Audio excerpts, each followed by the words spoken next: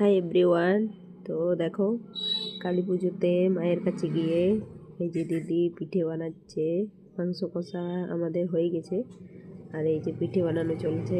আর দেখো, দুটো উনুনে মিলে রান্না চলছে কিন্তু।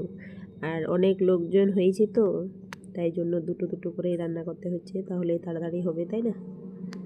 তো এই এই যে বৌদি বাচ্চাগুলোকে দিচ্ছে এক এক করে গরম গরম।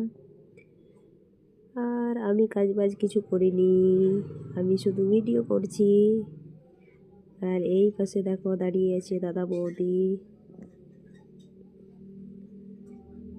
তো কালী পুজো মানে খাওয়া দাওয়া খাওয়া দাওয়া খাওয়া দাওয়া আর গল্প, খাওয়া দাওয়া আর গল্প, মজাই মজা। আর বাপের বাড়ি বলে কথা, খাও দাও ঘুরে বেড়াও, তাই না? তো চলো, রান্না বান্না শুরু হয়েছে সবে মাত্র। এই যে রান্না এখনো অনেকটাই বাকি। তো ঠিক আছে, বাই বাই।